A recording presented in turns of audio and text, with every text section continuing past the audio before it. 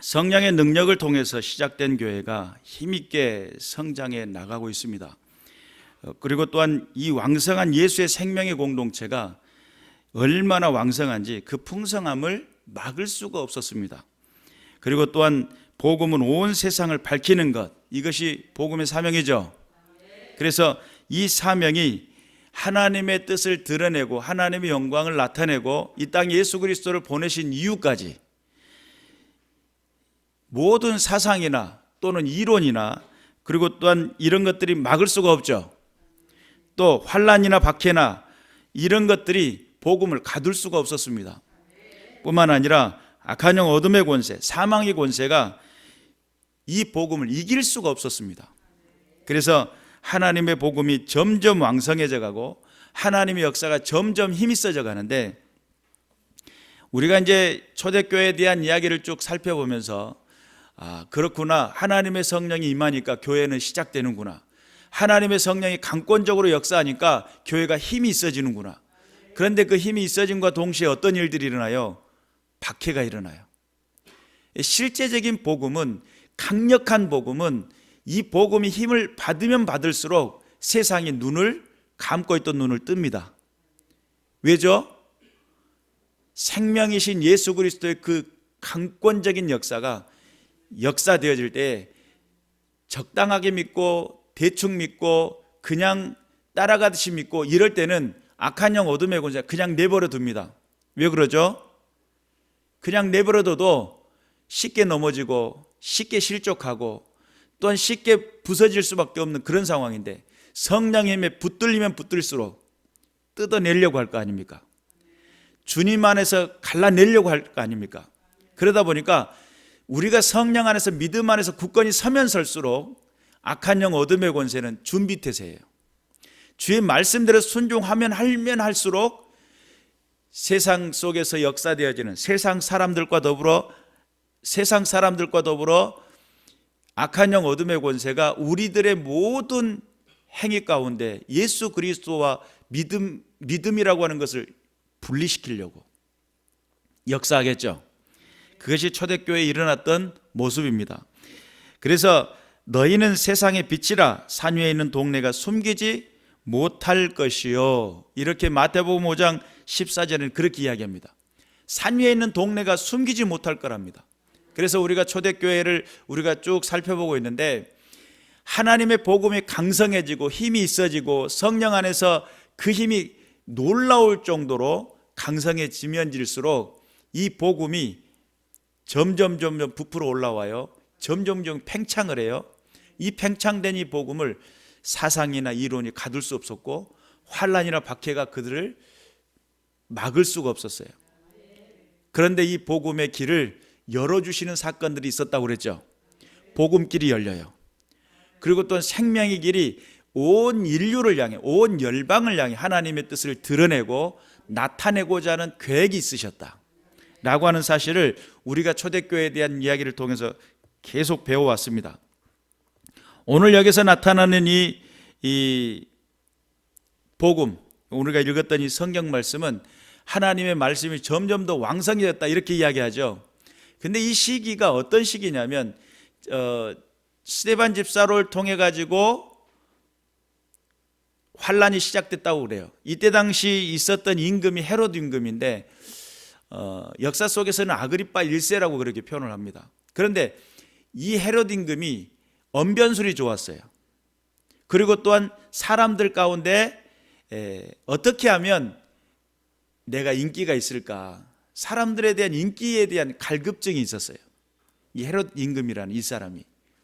그런데 이 사람이, 이 왕이 그들의 유대인들의 마음을 얻고 싶었는데 어떻게 하면 유대인들의 마음을 얻을 수 있고 또한 어떻게 하면 저들에게 나의 인기가, 왕으로서의 어떤 품위가, 권위가 설 수 있을까, 이런 고민을 했던 사람이에요. 그런데 가만히 보니까 유대인들에게 인기를 얻는 것은 당시 하나의 이슈가 되어진 사건들이 있었는데, 유대인들 가운데 기독교라고 하는 예수 그리스도를 믿는 믿음의 사람들이 눈에 가시 같은 거예요. 이것들을 어떻게 하면 없애지? 이런 고민들이 그때 당시에 이루어지고 사회 속에서, 그리고 또한 종교 지도자들 속에서 그런 일들이 일어나고 있었다는 거예요. 그것을 누가 캐치를 해요? 헤롯 임금이 그것을 캐치를 합니다. 그래가지고 그렇다.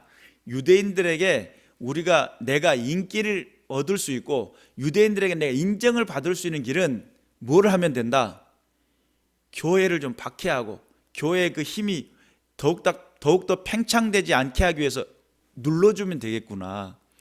그리고 시작된 게 뭐냐면 교회 지도자 중에 야고보라고 하는, 이 야고보를 어떻게 해요? 순교를 시켜버려요. 우리가 읽지는 않았지만 오늘 12장 1절부터 시작해가지고 야고보가 헤롯 임금을 통해가지고 순교를 받게 돼요. 그리고 또한 누구를 잡아들였어요? 베드로를 잡아들여요. 지금 그러니까 한 임금이 정치적인 그런 측면에서 이 사회 속에서 이 사회가 지금 요구하고 바라고 있는 일들을 행해 주기를 원해요. 그러다 보니까 유대인들 가운데 유대인들의 민심을 얻고자 했기 때문에 유대인들에게 지금의 문제가 뭐냐, 민원이 도대체 뭐냐라고 했을 때 기독교에 대한 박해, 기독교가 지금 성장되는 것을 저해하면 내가 인기를 얻겠구나, 이런 생각을 한 것 같아요. 그래가지고 야고보를 칼로 죽이게 됩니다. 그런데 참 야고보라고 하는 이분은 예수님의 12제자 중에 세 번째 들었던 인물이에요. 그래서 야고보와 요한과 베드로가 변화산상에 올라갈 때도 그 세 사람을 데리고 가고, 또 달리다 구음하면서 죽은 아이를 일으킬 때도, 살려낼 때도 이 세 사람을 데리고 가요. 어떤 중요한 사안이 있을 때마다 함께 했던 제자예요.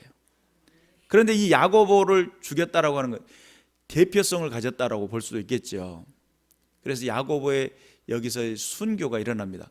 다른 제자들의 순교는 성경에 안 나타나요. 베드로가 순교했습니다마는 베드로의 순교가 성경에 기록되지 않아요. 어디서 어떻게 죽었다, 십자가를 거꾸로 매달아 죽었다, 이런 이야기가 안 나와요. 성경을 정사로 본다면 주변에 있는 역사들은 야사라고 했을 때 야사 속에 드러나는 이야기들이에요. 그러면 유일하게 순교를 했다라고 기록하고 있는 사람이 야고보라고 했을 때 야고보의 그 영향력이 성경 안에서, 당시 초대교회 안에서 영향력이 대단했었던 것 같아요. 이분이 첫 번째 사도로서의 첫 번째 순교를 하게 됩니다. 나머지 11제자의 순교는 성경에 기록되지 않습니다. 유일하게 야고보의 순교가 기록되고, 그 다음에 이 순교를 통해 가지고 유대인들이 기뻐하는 것을 보았을 거 아닙니까? 이거 잘하면 내 인기가 요즘 지지도라고 그럽니까? 그래프가 막 급격하게 상승하겠는데, 교회를 좀 박해를 하면 내 어떤 정치적인 입지가 굳혀지겠는데, 이렇게 생각을 했어요. 그래서 헤롯이 박해를 시작했고 야고보를 칼로 죽이게 되고 베드로를 어떻게 했어요? 감옥에 가다 놨어요. 근데 왜 베드로를 바로 죽이지 않았을까요? 성경은 무슨 이야기를 하냐면 그날이 유월절이라는 거예요. 베드로를 잡아들인 날이 유월절이에요. 유월절 날은 절기이기 때문에 죽일 수가 없는 거예요. 성경적인 개념에서. 그러면 유월절이 지난 다음에 많은 사람들을 함께 불러놓고 베드로를 죽이면서 과시를 하고 싶었던 것 같아요. 누가요? 헤롯이라는 왕이 과시를 하고 싶었어요. 그런데 오늘 성경은 저와 여러분이 읽지는 않았는데 어떤 내용이 나오냐면 감옥에 가둬놓고 4명이서 4인조를 해가지고 이걸 베드로를 앞에서 지키고 문에서 지키고 막 다 지키고 있는 상황이에요. 성경은 무슨 이야기를 하냐면 천사가 깊이 잠들어 있던 베드로를 옆구리를 툭 쳐가지고 깨웁니다. 일어나라. 잠결에 일어났더니 착고가 풀려요. 그리고는 광채 같은 것이 빛나는 모습을 보면서 이것이 꿈인가 생신가, 이게 환상인가 막 이러고 있을 때에 따라오라고 했는데 따라가니까 감옥문이 자동으로 열리고 또 바깥에 나가는 그 문도 자동으로 열리고 베드로는 나갔다는 거예요. 그리고 베드로가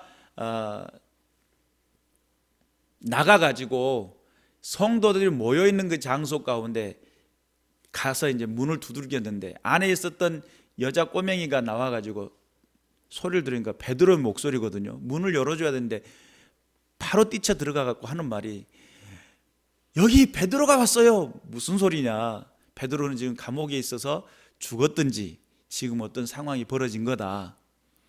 그건 네가 혹시 봤다면 그건 천사를 봤겠지. 이럽니다. 아니라고, 나 진짜 베드로 목사님 목소리를 들었다고요. 이렇게 이야기를 하고 있으니까 막 이제 그걸 확정하기 위해서 나가가지고 문을 열었는데 진짜 실제적으로 베드로가 등장을 해요. 그래서 베드로의 그 고백 속에 내가 감옥에 있을 때 천사가 나타나서, 광채 가운데 나타나서 나를 이 가운데서 끌어냈는데, 그냥 자동문, 지금으로 하면 엘리베이터 앞에 있으면 문이 자동으로 열리죠. 그런 느낌으로 다 문이 착착착 열리는 것을 경험한 겁니다. 그리고 베드로가 거기서 살아나게 돼요. 그것 때문에 헤롯 왕이 얼마나 화가 났는지, 지금 제대로 된 인기몰이를 좀 해보려고 진짜 얼마나 준비했겠어. 유월절이 지난 다음에 야 가서 베드로 이제 데리고 와. 이 공회 앞에서 지금 처형시키는 모습을 통해서 내가 나의 정치적인 입지가 좀 올라가야지, 이런 생각을 했습니다. 그런데 가서 데려오라고 했는데 가서 보니까 감옥 문은 든든히 잠겨 있고 보호초는 아주 끄떡없이 서 있죠.